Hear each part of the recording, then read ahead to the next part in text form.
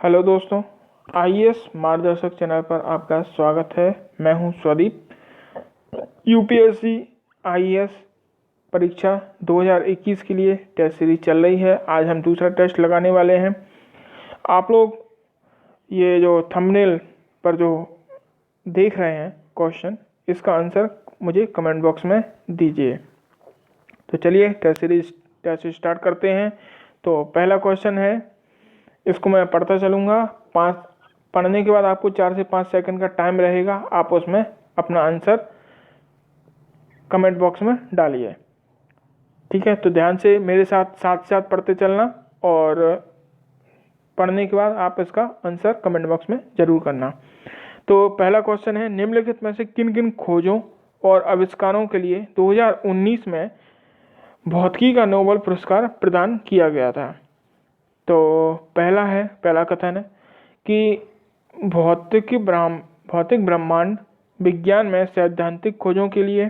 दूसरा है एक सूर्य सदृश तारे की परिक्रमा करने वाले एक बाह्य ग्रह की खोज के लिए। और तीसरा है लेजर प्रौद्योगिकी क्षेत्र में अभूतपूर्व आविष्कारों के लिए।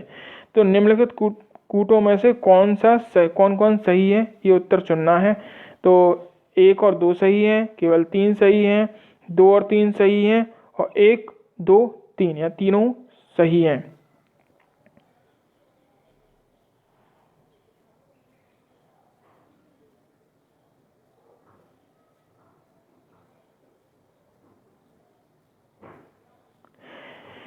तो देखिए, इसमें केवल 1 और 2 सही है, तीसरा गलत है। कैसे है इसको हम देखते हैं। तो हमारा आंसर हो जाएगा केवल ए, ठीक है। 2019 में भौतिकी एस्ट्रोनॉमी के लिए ही नोबेल पुरस्कार भौतिकी में दिए गए हैं। और लेजर प्रौद्योगिकी के लिए जो अब नोबेल पुरस्कार दिए गए थे वो 2018 में दिए गए थे। देखिए, 2019 में ब्रह्मांड के विकास और ब्रह्मांड में पृथ्वी की स्थिति से संबंधित हमारी समझ को विकसित करने में योगदान हेतु नोबेल पुरस्कार प्रदान किया गया था। जेम्स पीबल्स को भौतिक विज्ञान में सैद्धांतिक खोजों के लिए, और मिशेल मेयर और डिडियर कोबलेज को सौरमंडल के बाहर सूर्य सदृश या सूर्य जैसे तारों की परिक्रमा करने वाले ग्रहों की खोज के लिए नोबेल पुरस्कार संयुक्त रूप से दिया गया। तो इनको और इन्हें डिडियर को संयुक्त रूप से ये पुरस्कार दिया गया है। और जेम्स पीबल को जो है अलग से, यानी अलग मतलब यानी कि जो भी पुरस्कार दिया गया है उसमें से आधा हिस्सा जेम्स पीबल साहब ले जाएंगे। उसके बाद जो आधा हिस्सा बचेगा उसका आधा हिस्सा इन दोनों को दिया जाएगा। 2018 में ये लेजर प्रौद्योगिकी के लिए दिया गया था, जिसमें ऑर्थर एस्किन को ऑप्टिकल चिमनी और जैव प्रणालियों में उनके अनुप्रयोगों हेतु दिया गया था। और गेर्ड मोरो और डोना स्ट्रिकलैंड को संयुक्त रूप से उच्च तीव्रता अल्ट्राशॉर्ट ऑप्टिकल पल्सेज के उत्पादन विधि के लिए यह पुरस्कार प्रदान किया गया था। अगला क्वेश्चन है, बिग स्प्लिट की घटना किसके निर्माण से संबंधित है। तो आपका ऑप्शन है चंद्रमा, सूर्य, ग्रह और वायुमंडल।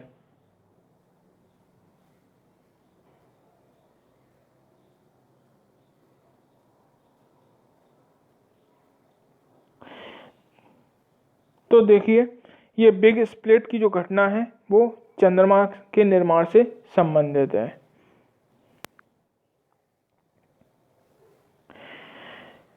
इस घटना की जो उत्पत्ति या जो इससे यह सिद्धांत है वो 1838 में जॉर्ज डार्विन के डंबल सिद्धांत के पश्चात हुई थी, जिसमें पृथ्वी की तीव्र गति से घूमने से पृथ्वी के आकार में एक डंबल की आकृति पृथ्वी जो है आकार में एक डंबल की आकृति में परिवर्तित हो गई, और जो बाद में टूटकर चंद्रमा बना। जो हिस्सा छोटा हिस्सा टूटकर चंद्रमा बना। जिस स्थान से यह पदार्थ अलग हुआ था उस स्थान पर आज प्रशांत महासागर मौजूद है। इन्होंने ये सिद्धांत दिया। इस सिद्धांत के बाद इस बिग स्प्लिट सिद्धांत की उत्पत्ति हुई, और यह सिद्धांत कहता है कि यह चंद्रमा की उत्पत्ति जो है डंबल वाले सिद्धांत से ना होकर किस पृथ्वी से कोई एक धूमकेतु टकराया था या कोई मंगल ग्रह जैसा कोई ग्रह पृथ्वी से टकराया, उस टकराने के पश्चात जो मलबा निकला वो पृथ्वी के चक्कर काटने लगा और बाद में एक दूसरे से मिलकर चंद्रमा बना। तो ये बिग स्प्लिट सिद्धांत है, लेकिन वर्तमान में इस सिद्धांत पर भी क्वेश्चन उठ रहे हैं और वैज्ञानिक ढूंढ रहे हैं कि जो ग्रह या जो धूमकेतु टकराया था वो पृथ्वी पर कहाँ टकराया था। तो अभी इस पर भी क्वेश्चन उठना स्टार्ट हो गए हैं। अगला क्वेश्चन है आपका, हाल में ही सुर्खियों में रहे चांग-ई 4 और आर्टेमिस ये क्या हैं? तो ये पृथ्वी के समान वायुग्रह हैं, क्रमशः चीन और अमेरिका के ग्रीन हाउस गैस का प्रक्षेपण करने वाले संयुक्त रूप से प्रक्षेपित उपग्रह हैं। क्रमशः चीन और संयुक्त राज्य अमेरिका के चंद्र अन्वेषण मिशन है और दक्षिण कोरिया और फ्रांस के अंतरिक्ष के मलबे हटाने के मिशन है।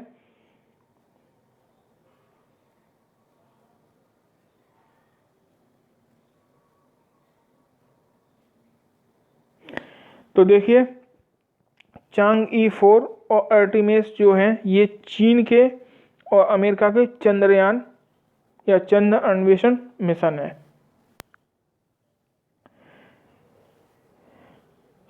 चांग-ई 4 जो है चीन का चंद्र मिशन का दूसरे चरण का भाग है और यह रोबोटिक ब्लेडर और एक लूनर रोबोट इसमें सम्मिलित है। चंद्रमा की यह विपरीत दिशा में उतरने की योजना है। चंद्रयान 3E43 था जो उसके बैकअप के रूप में इसको बनाया गया है। जनवरी 2019 में इसने चंद्रमा की जो विपरीत साइड है जिसे हम डार्क साइड भी बोलते हैं, ठीक है, वहाँ पर इसने सॉफ्ट लैंडिंग की है। ठीक है, यह पहुँचने वाला विश्व का प्रथम देश बन गया है। तो हमारा जो चंद्रयान 2 था वो भी डार्क साइड पे ही उतरने के लिए गया था। आर्टेमिस जो है ये नासा का एक मानव मिशन है जिसमें चंद्रमा की पर पहली महिला और अगले पुरुष को भेजना शामिल है। यह कार्यक्रम नासा द्वारा नए और बेहतर तरीके से अध्ययन करने और मंगल ग्रह के लिए मानव मिशन तैयार करने के लिए नई योजना तकनीक का यह उपयोग करेगा। 2024 तक इस मिशन को भेजने की योजना है। अगला प्रश्न है, मनुष्य ने जब चंद्रमा पर कदम रखा था तो उस समय किसने यह कहा था कि एक आदमी के लिए यह कदम छोटा है परंतु मानवता के लिए एक बड़ी छलांग है? इंदिरा गांधी ने, एडमिन एल्ड्रिन ने, रिचर्ड निक्सन ने और नील आर्मस्ट्रॉन्ग ने। तो बताइए ये किसने कहा था कि यह एक आदमी के लिए छोटा कदम है परंतु मानवता के लिए यह एक बड़ी छलांग है?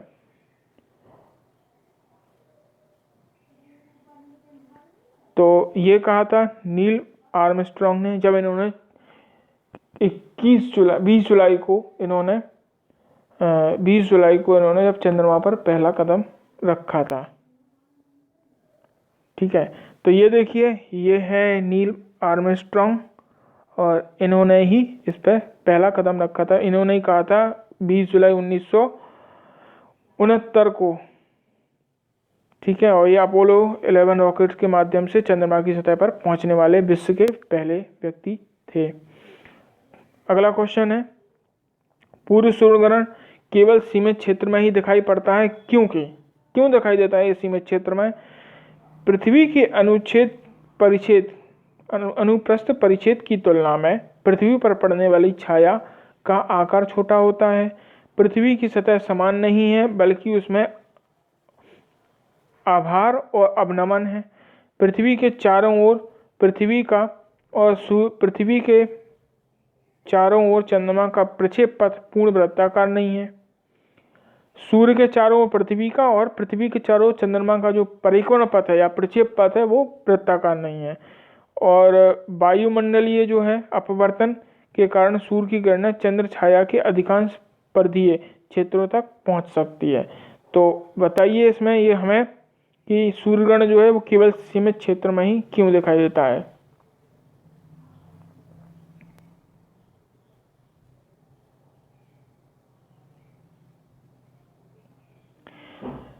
तो इसका सही आंसर है ए। पृथ्वी पर अनुप्रस्थ परिच्छेद की तुलना में पृथ्वी पर पड़ने वाली चंद्रमा की जो छाया है उसका आकार छोटा होता है। ठीक है, पृथ्वी की सतह समान नहीं है बल्कि इसमें ओभार नियमन है, ये बिल्कुल गलत है। ठीक है, वृत्ताकार पृथ्वी के सूर्य का चारों ओर और चंद्रमा के चारों ओर का प्रक्षेपण पूर्ण वृत्त नहीं है, ये भी बिल्कुल गलत है। और अपवर्तन के कारण सूर्य की किरणें अधिकांश पर्वतीय क्षेत्रों तक पहुंच सकती हैं, तो ये भी गलत है। ठीक है, अब इसको हम देखते हैं। ये देखिए चंद्रमा का जो व्यास है, पहले इस चीज को समझ लो। चंद्रमा का व्यास पृथ्वी का 1/4 है और चंद्रमा पृथ्वी से लगभग 3 लाख किलोमीटर की दूरी पर स्थित है। ये दो चीजें आप अपने दिमाग में अच्छे से बैठा लीजिएगा, क्योंकि यहीं से हमें हमारा आंसर मिलेगा। पृथ्वी से चंद्रमा वास्तविक आकार की तुलना में बेहद इसी कारण से हमें छोटा दिखाई देता है। वास्तविक आकार उसका बहुत बड़ा है, लेकिन हमें दूरी की वजह से वो चीज छोटी, चंद्रमा हमें छोटा दिखाई देता है। सूरज भी कितना बड़ा है, सौरमंडल जब हमने देखा था तो उसमें हमें पता चला कि पृथ्वी से कई लाख गुना बड़ा है, हजारों गुना बड़ा है। लेकिन क्या है, सूरज हमें छोटा सा दिखाई देता है। क्यों? क्योंकि सूर्य की पृथ्वी से दूरी बहुत ज्यादा है। सूर्य ग्रहण के दौरान जब चंद्रमा सूर्य को पूर्ण रूप से ढक लेता है तो वह वास्तव में उस दौरान पृथ्वी के एक छोटे से भाग का प्रकाश रोक देता है। तो ये देखो, अगर आप इमेज में आप देख सकते हो, ये इस डायग्राम में ये चंद्रमा है, ये पृथ्वी है, ये सूरज है। तो इसमें आप देखो तो ये और ये वाला जो हिस्सा है ना, ये चंद्रमा की सतह से जा रहा है, तो ये दूरी की वजह से छोटा होता जा रहा है और एक छोटे से हिस्से को ही तो ढकेगा या छोटे से हिस्से का ही प्रकाश रोकेगा। तो इसी कारण से पृथ्वी पर पूर्ण सूर्यग्रहण केवल एक सीमित क्षेत्र में दिखाई देता है। बात आपको समझ में आ गई होगी। अगला क्वेश्चन है, क्षुद्र ग्रहों के विषय में निम्नलिखित कथनों पर विचार कीजिए। पहला है, क्षुद्र ग्रह जो हैं सूर्य की परिक्रमा करने वाले विभिन्न आकारों के चट्टानी मलबे हैं। अधिकांश क्षुद्र ग्रह छोटे हैं किंतु उनका व्यास 1000 किलोमीटर तक बड़ा है। और क्षुद्र ग्रह की कक्षा जो है बृहस्पति और शनि की कक्षाओं के मध्य स्थित है। इनमें से कौन से कथन सही है, जल्दी से बता दीजिए। 1 2 तीनों सही है, 1 2 3 सही है, 2 और 3 सही है, 1 और 2 सही है और 1 और 3 सही है। तो फटाक से इसका आंसर कीजिए।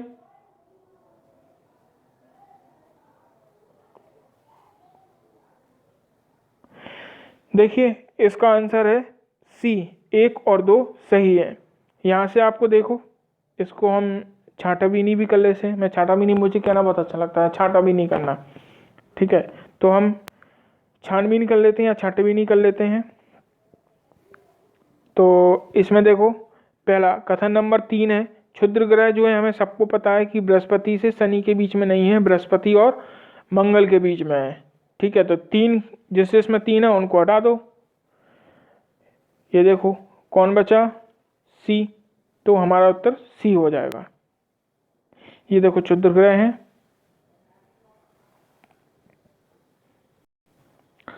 अगला क्वेश्चन है, सुपर अर्थ के संबंध में निम्नलिखित कथनों पर विचार कीजिए। सुपर अर्थ केवल गोल्डीलॉक क्षेत्रों में स्थित होते हैं। दूसरा कथन है, हमारे सौरमंडल में कोई भी ज्ञात सुपर अर्थ नहीं है।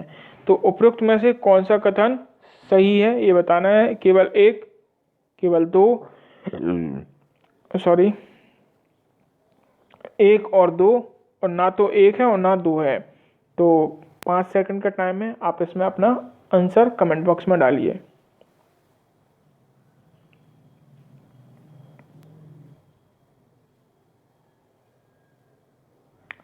तो देखिए इसमें जो दोनों ही कथन है,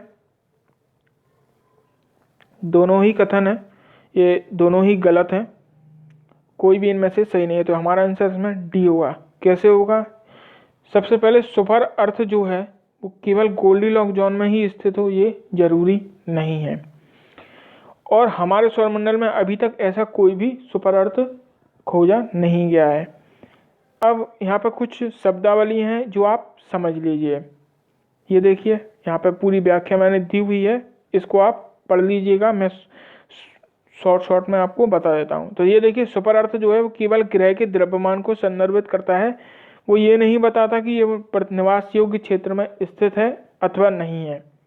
ठीक है, वो ये सुपर अर्थ जो शब्दावली है वो ये कभी नहीं बताती कि ये जो जिस सुपर अर्थ की हम बात कर रहे हैं या जिस ग्रह की बात कर रहे हैं वो गोल्डीलॉक जोन में ही स्थित है कि नहीं है। बस वो केवल द्रव्यमान के आधार पर आपको बता देगा कि ये जो है एक सुपर अर्थ है। सुपर अर्थ जो है वो पृथ्वी के द्रव्यमान की तुलना में 10 गुना अधिक विशालकाय होते हैं, और ये जो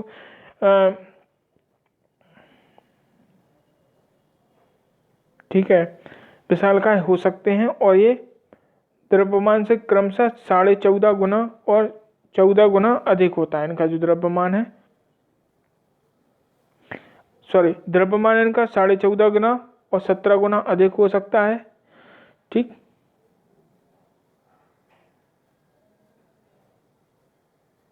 रुको यहाँ पर कुछ गलत हो रहा है, मैं फिर से बताता हूँ। हाँ, जो सुपर अर्थ है ना उनका द्रव्यमान पृथ्वी के द्रव्यमान या पृथ्वी की से 10 गुना अधिक बड़े हो सकते हैं, लेकिन इनका जो द्रव्यमान है यूरेनस और नेपच्यून के द्रव्यमान से कम ही होगा, ज़्यादा नहीं होगा, कम ही होगा। ठीक है, अब सुपर अर्थ क्या है? ये एक्स्ट्रा सोलर प्लेनेट हैं जिनका द्रव्यमान पृथ्वी के द्रव्यमान से काफ़ी अधिक होता है, और इनका द्रव्यमान सौरमंडल में हिम के विशालकाय ग्रहों जैसे यूरेनस और नेपच्यून के द्रव्यमान से कम होता है। तो पृथ्वी से अधिक होगा, लेकिन यूरेनस और नेपच्यून का जो द्रव्यमान है ना उससे कम होगा। सुपर अर्थ अपने तारे के निवास योग्य क्षेत्र में विद्यमान होते हैं और उन पर जीवन के अनुकूल वातावरण उपलब्ध होने की संभावना हो सकती है। अगर ये सुपर अर्थ गोल्डीलॉक जोन में स्थित है ना तो वहाँ पर जो है जीवन होने की एक संभावना होती है। ठीक है, और नहीं है तो नहीं होगी।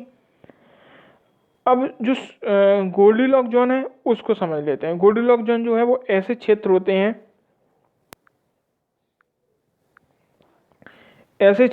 हैं, जो तारों से उचित दूरी पर अवस्थित होते हैं, और इस प्रकार इन क्षेत्रों में जो उपस्थित ग्रह है ना उनका वातावरण ना तो ज़्यादा गर्म होता है और ना ही अधिक ठंडा होता है। तो इस वजह से यहाँ पर एक अनुकूल वातावरण होता है। और दूसरा इसका सबसे बड़ा कारण है कि इस स्थिति में जो पानी है वो अपने लिक्विड फॉर्म में या तरल स्थिति में रहता है। तो इसकी वजह से वैज्ञानिक मानते हैं कि जहाँ पर लिक्विड फॉर्म में पानी होगा या तरल स्थिति में पानी होगा तो वहाँ पर जीवन होने की संभावना अधिक है। ठीक है, और हमारे सौरमंडल में तो ऐसा कोई अभी ग्रह मिला नहीं है, तो इसलिए दोनों कथन गलत हैं। तो ये देखिए, ये है सुपर अर्थ। ठीक है, और जो गोल्डीलॉक जोन होता है वो ये है, ये आप पीला पीला जो देख रहे हैं। तो हमारे सौरमंडल के केवल 2 ग्रह हैं जो इस जोन में आते हैं, हमारी पृथ्वी और मंगल। तो इसीलिए मंगल के इस गोल्डीलॉक जोन में आने की वजह से सभी जो एस्ट्रोनॉमर्स हैं मंगल ग्रह के पीछे पड़े हुए हैं कि अगर कहीं वहाँ पर हमें जीवन की स्थितियाँ या हमारे अनुकूल वातावरण वहाँ मिल जाता है तो हम वहाँ पर कॉलोनी बना सकते हैं या वहाँ पर हम रह सकते हैं। और हाँ, इसमें एक चीज़ और है, ये जो गोल्डीलॉक जोन है ना ये हमेशा स्थायी नहीं होता, ये सूर्य के द्रव्यमान के अनुसार बदलता रहता है। अगर सूर्य का द्रव्यमान कम है तो ये उसके गोल्डीलॉक जोन उसके पास में होगा, और अगर सूर्य का द्रव्यमान अधिक है तो ये जो गोल्डीलॉक जोन है ये सूर्य से दूर होगा। अगला क्वेश्चन है कि हाल में ही गठित उपछाया चंद्रग्रहण के संदर्भ में निम्नलिखित कथनों पर विचार कीजिए। यह इस अर्थ में विशिष्ट है कि यह विश्व के प्रत्येक भाग से दिखाई देता है, और दूसरा कथन है कि यह वर्ष में केवल एक बार घटित होता है। तो निम्नलिखित में से कौन सा कथन सही है? केवल एक सही है, केवल 2 सही है, 1 और 2 सही है, और ना 1 सही है और ना ही 2 सही है। तो इनमें से कौन सा आंसर है आप उसको कमेंट बॉक्स में डालिए।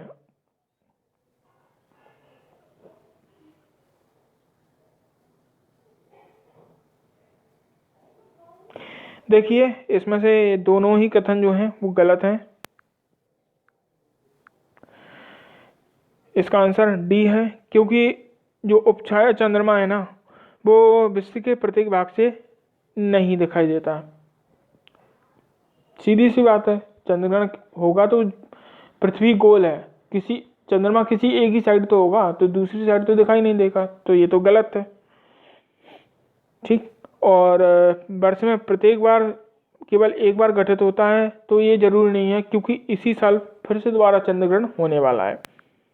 तो ये देखिए व्याख्या इसकी, उपछाया चंद्रग्रहण हाल में ही जो 5 जुलाई को हुआ था, और ग्रहण केवल दक्षिण पश्चिम यूरोप, अफ्रीका, उत्तरी अमेरिका, दक्षिणी अमेरिका, प्रशांत, अटलांटिक, हिंद महासागर और आर्कटिक अंटार्कटिका से इसको देखा गया था। इस खगोलीय घटना के दौरान भारत में दिन का समय होने के कारण इसलिए इसे भारत में नहीं देखा जा सका था, तो इसलिए ये पूरी सभी जगह नहीं दिखा था।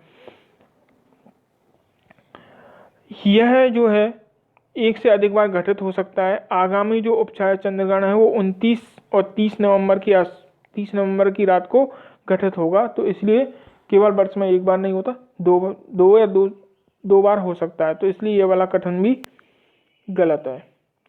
अगला क्वेश्चन है हमारा, प्रकाश के डॉपलर प्रभाव द्वारा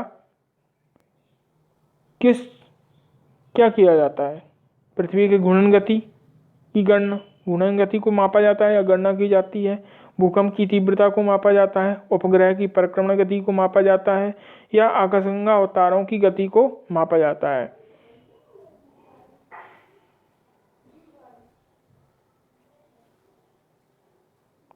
तो डॉपलर प्रभाव, इसके द्वारा आकाशगंगा और तारे हैं उनकी गति को मापा जाता है। तो डॉपलर प्रभाव साइंस में जो हम साइंस पढ़ते हैं तो वहाँ पर ध्वनि के संबंध में ये आता है कि किसी स्रोत से आने वाली जो ध्वनि तरंग है, अगर वो श्रोता से दूर हो जा रही होगी तो ध्वनि तरंग की एक जो तीव्रता होती है, उसकी आवाज़ आती है ना, उसमें अंतर आता है।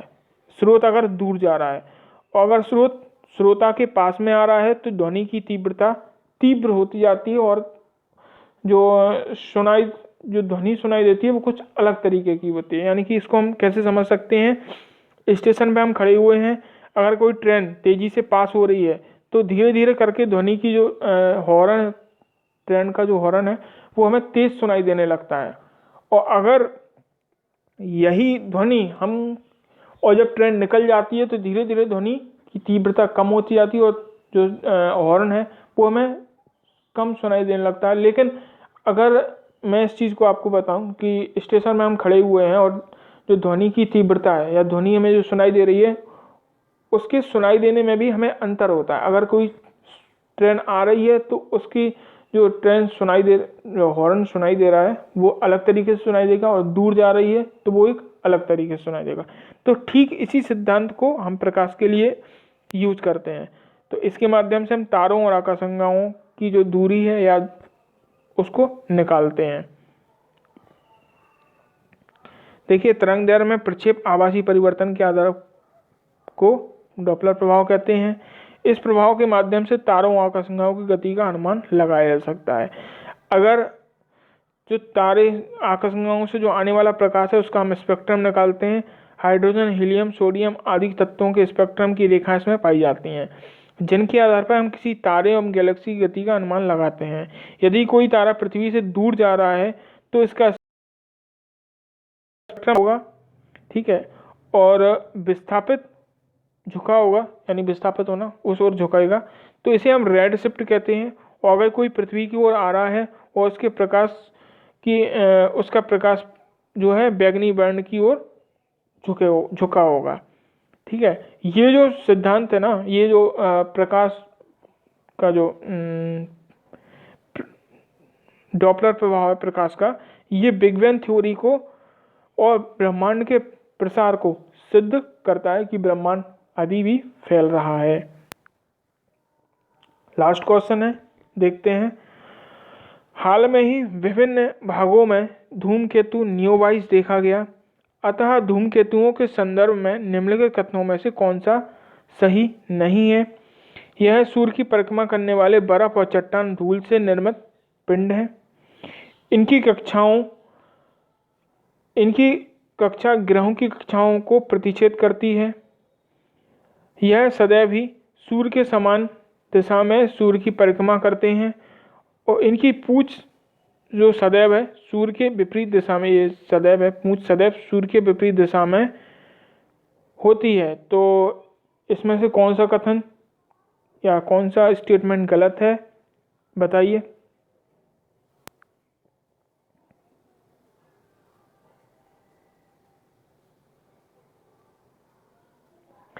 तो देखिए, इसमें जो हमारा आंसर है सी, यह सदैव पृथ्वी के समान दिशा में ही सूर्य की परिक्रमा करते हैं, तो ये गलत है। ठीक है, ये पृथ्वी के विपरीत दिशा में, मतलब दिशा का मतलब ये इस प्रकार से भी घूम सकते हैं, ये यानी कि इस डायरेक्शन में, और ये इस डायरेक्शन में भी आ सकते हैं। तो ये इनका कोई फिक्स डायरेक्शन नहीं होता, तो इसलिए ये वाला कथन सही है, गलत है। बकाया ये सही है कि ये धूल चट्टान और बर्फ से निर्मित होते हैं, ये ग्रहों की कक्षा को प्रतिच्छेद करते हैं और इनकी जो पूंछ है वो सदैव सूर्य के विपरीत दिशा में होती है। ये व्याख्या है, इसको आप देख लीजिए। धूमकेतु जमी हुई गैसों और चट्टानों धूल से निर्मित खगोलीय पिंड होते हैं जो सूर्य की परिक्रमा करते हैं। यह पिंड सूर्य के नज़दीक आते हैं और सूर्य की ऊष्मा के कारण जमी हुई गैसें धूल गर्म होकर बाहर की ओर निकलने लगती हैं, वेग पूर्वक बाहर की ओर निकलने लगती हैं और उनकी पूंछ का निर्माण होता है। ठीक है, धूमकेतु की पूंछ उसकी सर्वाधिक अन्य विशिष्ट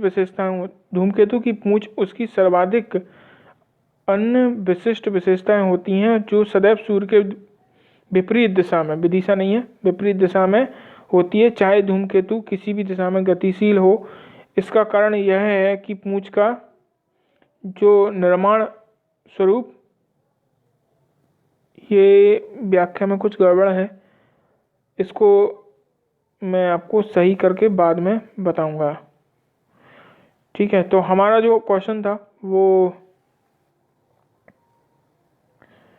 हाँ, हमने उसको सॉल्व कर लिया है। और ये देखिए कथन बी, जो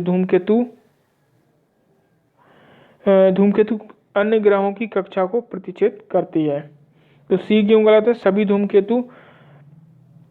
धूमकेतु सदैव, ये सत्य नहीं है, सदैव पृथ्वी की भांति एक निश्चित दिशा में सूर्य की परिक्रमा नहीं करते हैं। उदाहरण के लिए हेली धूमकेतु सूर्य की दिशा में दक्षिणावर्त परिक्रमा करता है, जबकि पृथ्वी सूर्य के वामावर्त परिक्रमण करती है, तो इसलिए ये वाला कथन गलत है।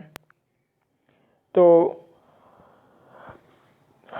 आप लोग पढ़ते रहिए, आशा करता हूँ आपको टेस्ट अच्छा भी लगा होगा, और मिलते हैं नेक्स्ट टेस्ट में। तब तक अपना ध्यान रखिए। Thank you.